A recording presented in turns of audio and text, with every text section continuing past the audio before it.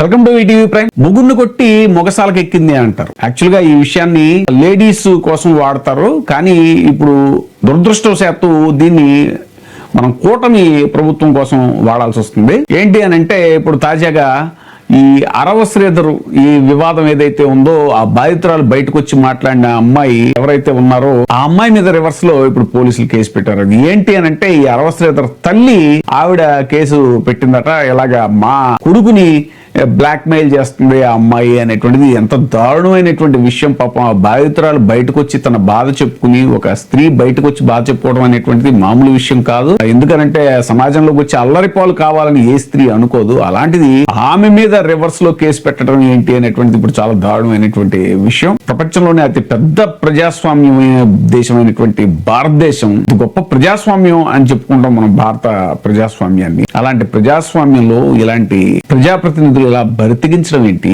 పైగా వాళ్ళ చేతిలో మోసపోయిన వాళ్ళు బయటకు వచ్చి తమ బాధ చెప్పుకుంటే వాళ్ళ మీద తిరిగి కేసులు పెట్టడం ఏంటి? అంతకుముందు ఆ కోన రవికుమార్ విషయంలో కూడా టీడీపీ ప్రభుత్వం ఇదే వైఖరి అనుసరించింది. ఎవరైతే ఆ సంధ్యారాణి అనే ఆవిడ ఉన్నారో, ఆవిడ వచ్చి తన బాధ చెప్పుకుంటే తిరిగి ఆవిడ మీద కేసు పెట్టి ఆవిడ్ని ఇబ్బందులు పాలు చేసినటువంటి పరిస్థితి చూసామా. ప్రజాప్రతినిధులు ఎంత బాధ్యతాయుతంగా ఉండాలి అనేటువంటి దానికి మన ప్రజాస్వామ్యంలో అనేక మంది రాజకీయ నాయకులు ఒక గొప్ప ఉదాహరణగా నిలుస్తారు. చాలా మంది అప్పట్లో వాళ్ళ వల్ల ఏదైనా పొరపాటు జరిగినా కూడా, ఇప్పుడు పొరపాటు చేయడం అనేటువంటిది మానవ సహజం, ఎవరు కూడా అతీతులు కాదు పొరపాట్లు చేయడానికి మానవులు అనేవాళ్ళు.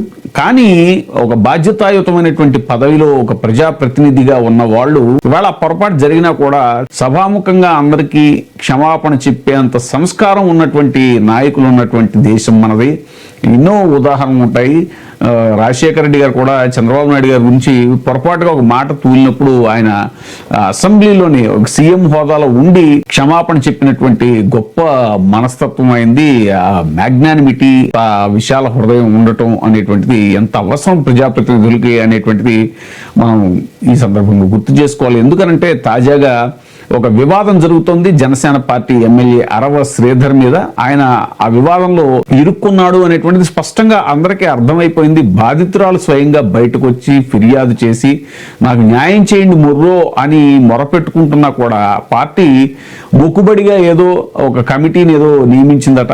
వాళ్ళు అసలు అతను తప్పు చేశాడు అనేటువంటిది నిర్ధారణ చేయమని డిపార్ట్మెంట్ తరఫున, పోలీస్ డిపార్ట్మెంట్ తరఫున, లేకపోతే సిఐడి ఎంక్వైరీ ఇంకోటి చేయించి సీరియస్ యాక్షన్ తీసుకోవాల్సినటువంటి బాధ్యతాయుతమైనటువంటి చర్యలు లేకుండా కేవలం ఏదో మొక్కుబడిగా ఒక కమిటీ వేసి అతన్ని ఏదో తాత్కాలికంగా వారం రోజులు పార్టీ కార్యక్రమాలకు దూరంగా ఉండమని చెప్పారంట. ఇంకా అది సస్పెన్షన్ కూడా కాదు. మరి ఎందుకు ఇలాంటి చాలా పెద్ద పెద్ద స్టేట్మెంట్లు ఇచ్చారు? ఆడపిల్లకి ఏదైనా జరిగితే నేను అసలు తట్టుకోలేను అంటూ. ముఖ్యంగా ఆడపిల్లల భద్రత ఈ రాష్ట్రానికి చాలా కీలకమైంది. భద్రతకు సంబంధించిన కానీ ఎనార్కిస్ట్ అప్రోచ్ కానీ రాష్ట్రంలో ఉంటే ఏమాత్రం సహించే విధానం ఈ కూటమి ప్రభుత్వానికి లేదు అనేది మీ అందరికీ చాలా ప్రత్యేకంగా మేము తెలియజేస్తున్నాం. అప్పట్లో వైసీపీ నాయకుల మీద, కొంతమంది ప్రజాప్రతినిధుల మీద కొన్ని ఆరోపణలు వస్తే వాటి విషయంలో కూడా చాలా తీవ్రంగా స్పందించినటువంటి పవన్ కళ్యాణ్ గారు మరి ఇప్పుడు సాక్షాత్తు ఆయన పార్టీ ఎమ్మెల్యే, పైగా ఇంకోటి ఏంటంటే ఆయన అతనికి విప్ కూడా ఇచ్చారంట, పార్టీ విప్ కూడా ఇచ్చారంట. ఇది చాలా మందికి తెలియనటువంటి విషయం. మరి ఎందుకు అసలు నోరు మెదపకపోవడం ఏంటి? ఇంత పెద్ద ఇష్యూ జరుగుతున్నా కూడా ఒక పక్క ప్రతిపక్షాలే కాదు, అనేక ప్రజా సంఘాలు వాళ్ళు కూడా డిమాండ్ చేస్తున్నారు, మహిళా సంఘాలు కూడా డిమాండ్ చేస్తున్నాయి. ఏంటి దారుణమైనటువంటి విషయం? ఇది కొత్త కాదు. ఇప్పుడు అంతకుముందు కిరణ్ రాయల్ విషయంలో కూడా అలాగే జరిగింది. అసలు దాని విషయంలో ఏమైందో, ఆ సమస్య ఏమైందో మళ్ళీ ఆ బాధితురాలు బయటకు వచ్చి ఎన్నోసార్లు ఆమె కూడా చెప్పడం జరిగింది. మరి కిరణ్ రాయల్ మీద కూడా సస్పెన్షన్ వేయట్లేదు, ఏం లేదు, ఒక తాత్కాలికంగా కొన్నాళ్ళు పార్టీ కార్యక్రమాలకు దూరంగా ఉండమన్నారు అని చెప్పారు తప్ప మళ్ళీ ఇప్పుడు అతను వచ్చి అనేక మీడియాల్లో ఇది అధికార ప్రతినిధిలాగా మాట్లాడటం కూడా జరుగుతుంది. మరి ఎందుకు ఈ స్థాయి నిర్లక్ష్యం ఏంటి? మరి ప్రజాప్రతినిధుల విషయంలో ఎందుకు ఈ అలసత్వం అనేటువంటిది ఇప్పుడు పదే పదే జరుగుతున్నటువంటి చర్చ. ఏదైనా సరే అరవ శ్రీధర్ అనేటువంటి వ్యక్తి మీద వచ్చినటువంటి ఆరోపణలు ఏవైతే ఉన్నాయో ఈ వివాదానికి అతను ఇచ్చిన సమాధానం కూడా అసలు ఏమాత్రం సంతృప్తికరంగా లేదు అనేటువంటి ఇప్పుడు జరుగుతున్న చర్చ. అది ఫేక్ వీడియో అంటాం.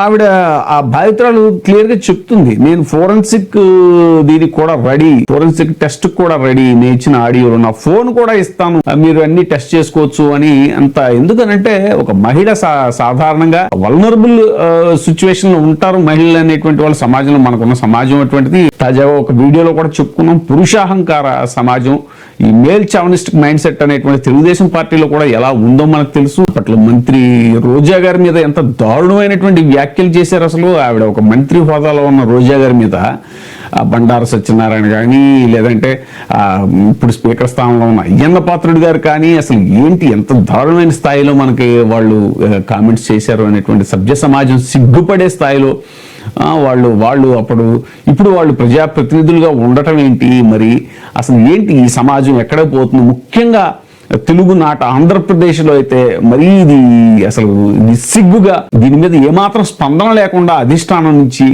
అప్పట్లో తెలుగుదేశం వాళ్ళు కూడా ఏమీ తీసుకోలేదు. ఇప్పుడు జనసేన కూడా సేమ్ అదే ధోరణిలో మరి పవన్ కళ్యాణ్ గారు ఎంతో బాధ్యతాయుతంగా నేను మహిళల పట్ల ఉంటాను అని అంటాం, కానీ ఆయన ఉండరు అనేటువంటిది ఎలా తెలిసింది అని అంటే 30,000 మంది మహిళలు మిస్సింగ్ అని ఎన్నికల ముందు అసలు ఆయన చాలా ఊగిపోతూ ప్రసంగాలు ఇచ్చిన ఆయన మరి అధికారంలోకి వచ్చిన తర్వాత అసలు వాళ్ళలో మిస్ అయిన వాళ్ళు ఎంతమంది వెనక్కి వచ్చారు ఏంటి అది చెప్పే పరిస్థితి లేదు. అనేక విషయాల మీద ఆయన నోరు మెదపట్లేదు. చాలా కన్వీనియంట్ గా ఆయనకి ఏం కావాలో అది మాట్లాడి వెళ్ళిపోవటం తప్ప అప్పట్లో ఏ సమస్యలు అయితే రేస్ చేశారో, ఏ రకమైనటువంటి వాగ్దానాలు అయితే చేశారో మరి వాటికి భిన్నంగా ఇప్పుడు ఆయన వాళ్ళ కూటమి అధికారంలోనే ఇవన్నీ జరుగుతున్నా కూడా ఆయన నోరు మెదపకపోవడం ఏమిటి అనేటువంటిది అరవ శ్రీధర్ విషయంలో మాత్రం జనసేన పార్టీ ఎందుకింత అలసత్వాన్ని ప్రదర్శిస్తోంది? ఒక ప్రజాప్రతినిధి అయి ఉండి అతను ఇలాంటి ఘాతుకానికి పాల్పడటం ఏంటి అనేటువంటిది కూడా ఇప్పుడు జరుగుతున్న చర్చ. మరి వీటన్నిటికీ కూడా అధినేత పవన్ కళ్యాణ్ గారు నోరు విప్పి సమాధానం చెప్పి ఆయనదైన పద్ధతిలోనే సమాధానం చెప్తే కానీ పరిష్కారం అంటూ కనపడదు అనేటువంటిది ఇప్పుడు జరుగుతున్న చర్చ.